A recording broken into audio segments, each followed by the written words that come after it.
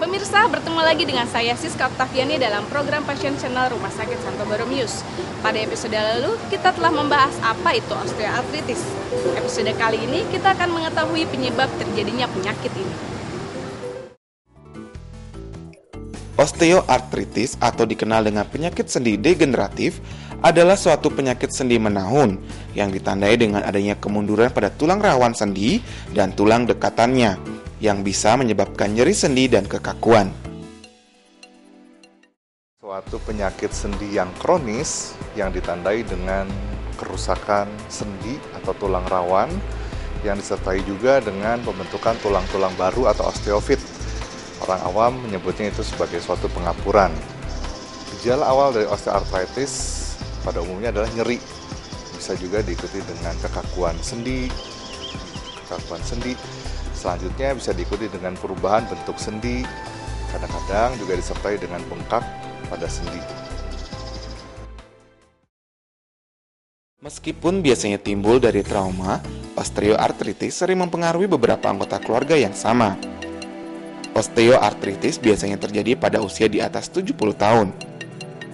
Osteoartritis bisa terjadi pada pria dan wanita, tetapi pria bisa terkena pada usia yang lebih muda.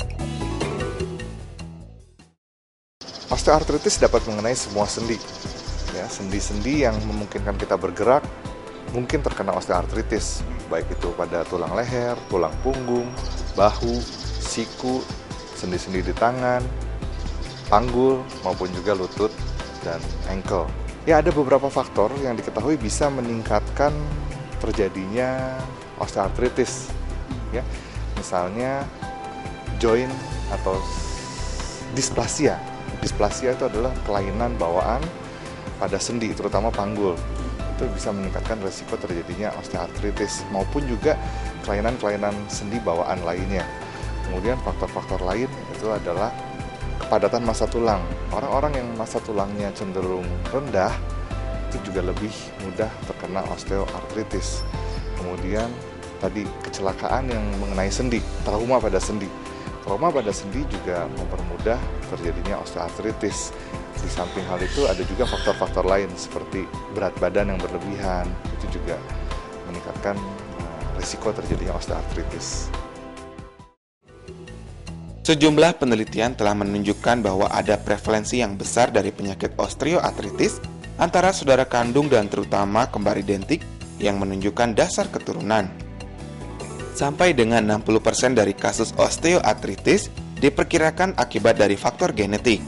Para peneliti juga menyelidiki kemungkinan alergi, infeksi, atau jamur sebagai penyebab. Kalau osteoartritis ini sebetulnya equal, laki sama perempuan hampir sama kejadian. Osteoartritis pendeteksiannya pertama mulai dari pemeriksaan.